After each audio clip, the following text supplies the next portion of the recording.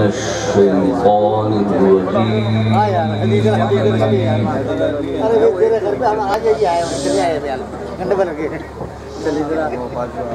بسم الله الرحمن الرحيم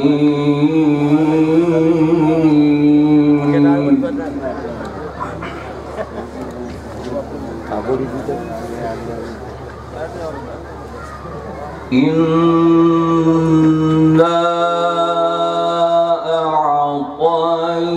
أعطيناك الكوثر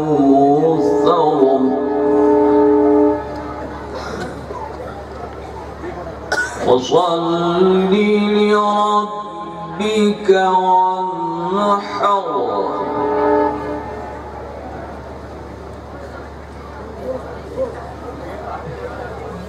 بسم الله الرحمن الرحيم إنا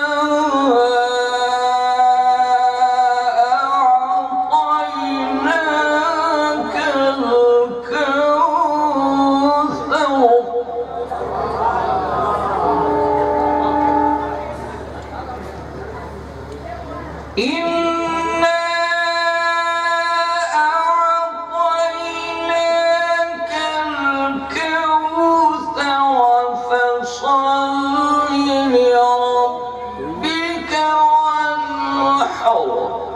سبحان اللہ سبحان إن شانئك هو الأبتر سبحان اللہ آمنت بالله صدق الله العظيم الفاتحة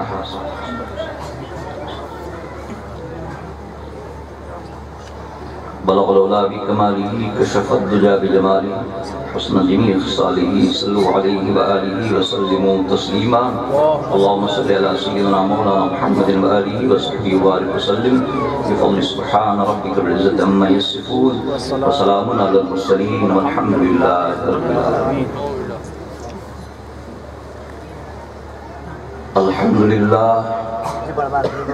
الحمد لله نحمده ونستعينه ونستغفره ونؤمن به ونتوكل عليه ونعوذ بالله من شرور أنفسنا ومن سيئات أعمالنا من يهده الله فلا مضل له ومن يضلله فلا هادي له ونشهد أن لا إله إلا الله وحده لا شريك له ونشهد أن سيدنا ومولانا محمدًا عبده ورسوله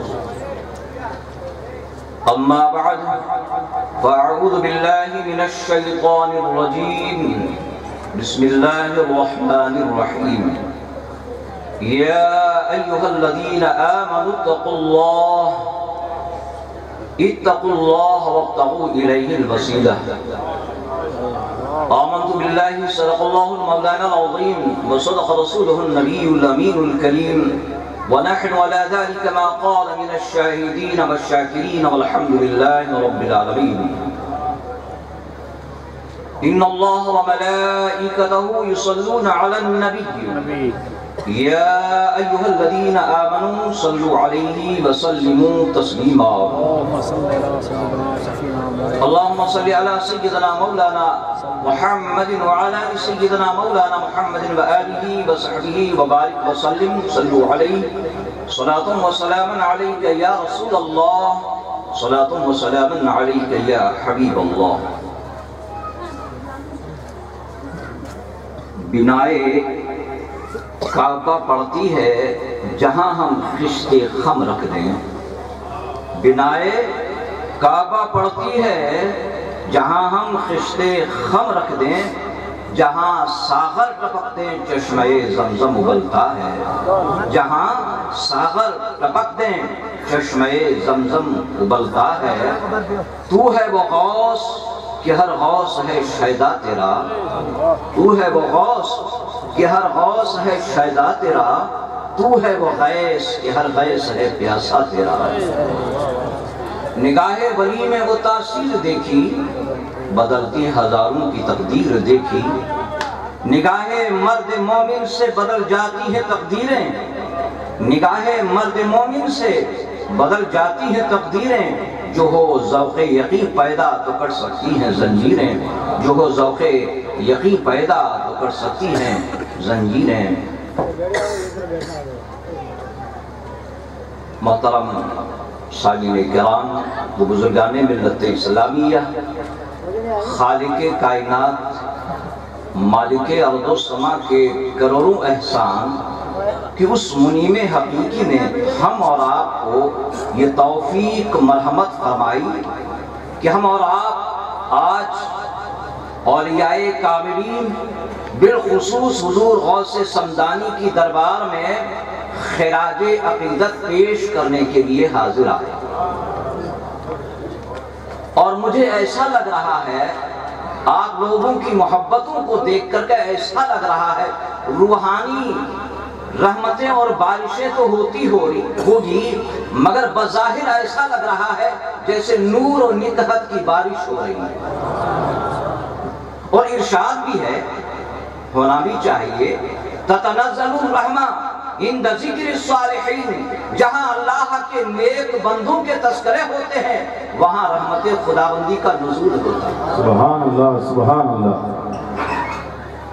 ارشاد ہے، ان الملائکۃ یطوفون فی الطریق ویلتمسون مجالس الذکر۔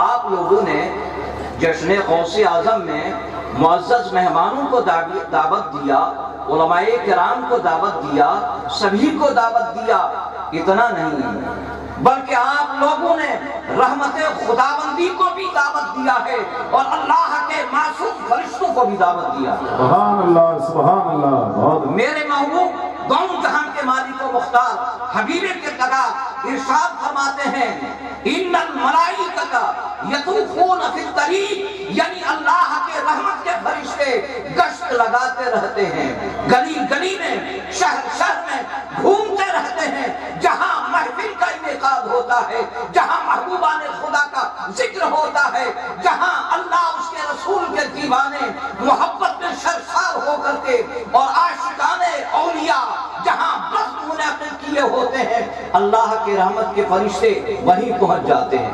سبحان اللہ سبحان اللہ۔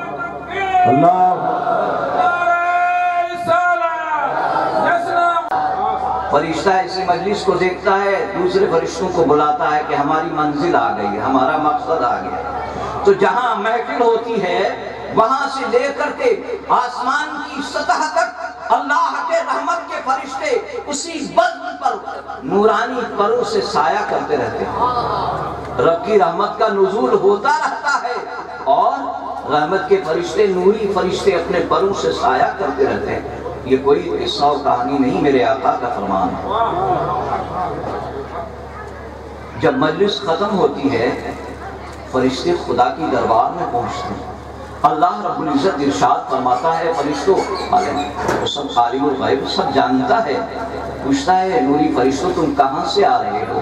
فرشتے عرض کرتے ہیں پروردگار عالم ہمیں ایک ایسے عاشقان مصطفیٰ اور محبان اولیاء کی نگری سے آ رہے ہیں جہاں تیرے محبوب غوث سمدانی کی محبت اور عشق میں ڈوب کر کے اپنے دل کو مجلہ اور مصفا کرنے کے لیے ان کی محفل میں بیٹھے ہوئے اور ان کے تذکرے سن رہے تھے اور سنا رہے تھے، وہاں سے آ رہے ہیں۔ سبحان اللہ سبحان اللہ۔ اب ہم زمین پر فرش پر بیٹھ کر کے محبوبان خدا کا ذکر کر رہے ہیں اور ہمارا ذکر آسمانوں میں ہو رہا ہے، اللہ کی دربار میں ہو رہا ہے، نوری فرشتوں کے سامنے ہو رہا ہے۔ سبحان اللہ سبحان اللہ۔ اللہ فرمائے گا اے میرے نوری فرشتوں، اسی بز میں بیٹھنے والے کیا طلب کر رہے تھے؟ فرشتے عرض کریں گے پروردگار عالم وہ تیرے دیدار کے مشتاق ہیں، وہ خدا جس نے ہمارے لیے زمین کا فرش بچھایا، آسمان کا شامیانہ لگایا، ستاروں کی کندیلیں روشن کی، سورج کی تابناکی کو پیدا فرمایا، چاند کی مدھم روشنی کو پیدا فرمایا، دریا کے موجود کو ہمارے لیے پیدا فرمایا، غرض پوری کائنات عالم کو جس خدا نے ہمارے لیے پیدا فرمایا، اسی خدا اور اسی ہمارے مالک کے ہم دیدار کے مشتاق ہیں۔ اللہ رب العزت ارشاد فرمائے گا، فرشتوں کیا میرے بندوں نے مجھے دیکھا ہے جو میرے دیدار کے مشتاق ہیں؟ فرشتے عرض کریں گے پروردگار عالم دیکھا تو نہیں ہے، مگر تیرے فضل اور تیرے کرم اور تیرے عنایات کو حاصل کرنے کے بعد انہیں جی یہی چاہتا ہے ہم ہمارے مالک کو دیکھیں، ہمارے خدا کو دیکھیں۔ اللہ رب العزت ارشاد فرمائے گا، فرشتوں اور کیا عرض کر رہے تھے؟ فرشتے عرض کریں گے پروردگار عالم وہ جنت کی بہاروں کے طلبگار تھے، کیا جنت کو انہوں نے دیکھا ہے جو جنت کی بہاروں کی طلب کر رہے تھے؟ فرشتے عرض کریں گے پروردگار عالم جنت کی بہاروں کو دیکھا نہیں ہے، مگر علماء سے سنا ہے، قرآن میں اس کی فضیلت پڑھی ہے۔ اللہ رب العزت ارشاد فرمائے گا، فرشتوں اور کیا عرض کر رہے تھے؟ فرشتے عرض کریں گے پروردگار عالم وہ جہنم کی شعلہ مارنے والی دہکتی ہوئی آگ سے پناہ مانگ رہے تھے۔ اللہ رب العزت ارشاد فرمائے گا، فرشتوں میرے بندوں نے جہنم کی شعلہ مارنے والی اور دہکتی ہوئی آگ کو دیکھا ہے جو اس سے پناہ مانگ رہے تھے۔ فرشتے عرض کریں گے پروردگار عالم دیکھا تو نہیں مگر سنا ہے اس کی۔ غور کا مقام ہے، اللہ رب العزت احکم الحاکمین غفور الرحیم اپنے نوری فرشتوں کو گواہ بنائے گا، اور اللہ رب العزت ارشاد فرمائے گا، اے میرے فرماتا ہے اے میرے فرشتوں تم گواہ رہ جاؤ جو اسی پاک بز میں بیٹھ کر کے جہاں میرے غوث کا تذکرہ ہو رہا تھا، جہاں میرے محبوب بندوں کے تذکرے ہو رہے تھے، جو میرے دیدار کے مشتاق ہیں، میں انہیں اپنے دیدار عطا کروں۔ سبحان اللہ، نعرہ تکبیر، نعرہ رسالت، خطیب بے مثال۔ اور جو جنت کے طلبگار ہیں میں انہیں جنت عطا کروں گا، اور جو جہنم سے رہائی طلب کرتے ہیں میں انہیں جہنم سے رہائی عطا کروں گا۔ اور اس طرح کریں گے پروردگار عالم اسی محفل میں بیٹھنے والے صرف نمازی نہیں تھے، حاجی نہیں تھے، غازی نہیں تھے، تیرے وفادار بندے بھی نہیں تھے، مگر کچھ اس میں ارشاد انی غفرت لہم، میں ان کو بخشوں۔ اور ارشاد ہوتا ہے لال یشقا لہم جلیسہم، ان خوش بخت بندوں کے ساتھ بیٹھنے والا کبھی بدبخت ہو نہیں سکتا۔ یہ ایک ایسی بات بزمیں ہیں، یہ ایسی نورانی بزمیں ہیں، یہ ہماری بخشش اور مغفرت کا ذریعہ ہے۔ تو اس محفلوں میں جو ہم سجاتے ہیں یہ ہمارے لیے سب کچھ ہے، ہماری بخشش کا ذریعہ ہے اور رب کی رحمت کو حاصل کرنے کا ذریعہ ہے۔ تو ارشاد ہوتا ہے یا ایھا الذین آمنوا اتقوا اللہ، اللہ سے ڈرو اور نیکوں کی صحبت اور سنگت اختیار کرو۔ بولو بس، یہ مسلمہ حقیقت ہے کہ اللہ رب العزت کی تمام تر مخلوق، چاہے مخلوق فرشی ہو چاہے عرشی ہو، تمام مخلوق میں دونوں جہاں کے مالک و مختار حبیب کردگار جناب محمد رسول اللہ صلی اللہ علیہ وسلم افضل و اعلیٰ ہے، اور میرے آقا سے جس چیز کو نسبت ہو گئی وہ بھی خدا کے یہاں افضل و اعلیٰ ہو گئی۔ میرے محبوب جو قوانین لے کر کے آئے وہ قوانین بھی افضل و اعلیٰ، اور جو میرے محبوب جو اسلام مذہب اسلام لے کر کے آئے وہ بھی افضل و اعلیٰ، جو شریعت لے کر کے آئے وہ شریعت بھی افضل و اعلیٰ۔ میرے آقا جس سال میں تشریف لائے وہ سال سب سالوں سے افضل و اعلیٰ، جس مہینے میں تشریف لائے وہ مہینہ سب سے افضل و اعلیٰ، جس دن میں تشریف لائے وہ دن تمام دنوں سے افضل و اعلیٰ، جس ساعت میں تشریف لائے وہ تمام ساعتوں سے افضل و اعلیٰ، جس خاندان میں تشریف لائے وہ خاندان بھی سب سے افضل و اعلیٰ، اور جس قبیلے میں تشریف لائے وہ قبیلہ سب سے افضل و اعلیٰ، اور جس شہر میں تشریف لائے وہ شہر اتنا افضل و اعلیٰ کہ خدا قرآن میں اس کی قسمیں کھا رہا۔ لا اقسم بہذا البلد، مجھے اللہ فرماتا ہے مجھے قسم ہے اسی شہر مکہ کی عرض کیا گیا مولا تو شہر مکہ کی قسم کیوں کھا رہا ہے؟ کیا اس میں مقدس مقامات ہیں اس لیے شہر مکہ کی قسم کھا رہا ہے؟ کیا اس میں صفا و مروہ کی پہاڑیاں ہیں اس لیے قسم کھا رہا ہے؟ کیا اس میں جنتی پتھر حجر اسود ہے اس لیے قسم کھا رہا ہے؟ کیا اس میں آب زمزم ہے اس لیے قسم کھا رہا ہے؟ کیا اس میں میزاب رحمت ہے اس لیے قسم کھا رہا ہے؟ کیا اس میں تیرا گھر خانہ کعبہ ہے اس لیے قسم کھا رہا ہے؟ رب فرما رہا ہے نہیں نہیں نہیں، صفا و مروہ کی وجہ سے نہیں، میزاب رحمت کی وجہ سے نہیں، حجر اسود کی وجہ سے نہیں، صفا و مروہ کی پہاڑیوں کی وجہ سے نہیں، مقدس مقامات کی وجہ سے نہیں، میں قسم اس لیے کھا رہا ہوں کہ میرا محبوب اسی سرزمین پر خرامہ خرامہ چلتا ہے۔ مجھے میرے محبوب سے پیار ہے تو جس زمین کو میرے محبوب سے نسبت ہو گئی وہ زمین میں مجھے پیاری ہو گئی، میں اس کی قسم کھا بیٹھا۔ پتہ یہ چلا میرے آقا سے جس چیز کو نسبت ہو جاتی ہے وہ خدا کو اتنی پیاری ہو جاتی ہے کہ خدا اس کی قسمیں کھا رہا ہے۔ اور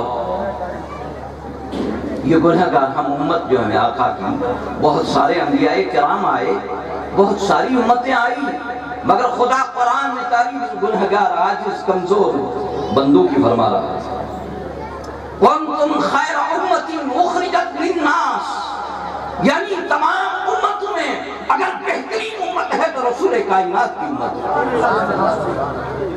تو اسی امت میں ایک جماعت ہے، ایک گروہ ہے جسے اولیاء کاملین کہتے ہیں۔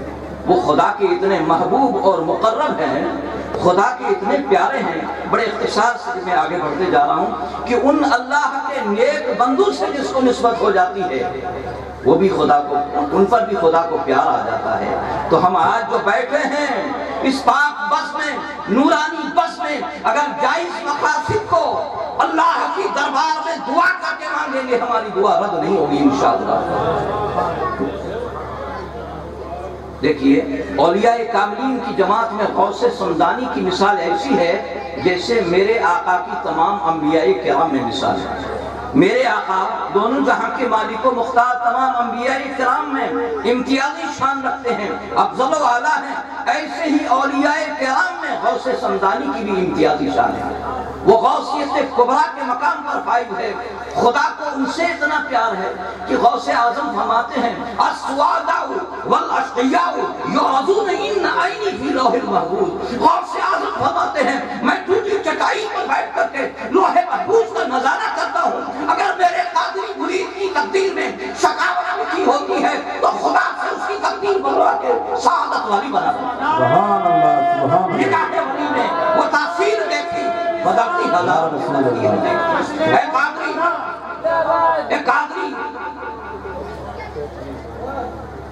غروب سے محبت رکھنے والوں، غوث اعظم کے دیوانوں، یہ کوئی معمولی بات نہیں ہے، غوث سمدانی کا فرمان ہے۔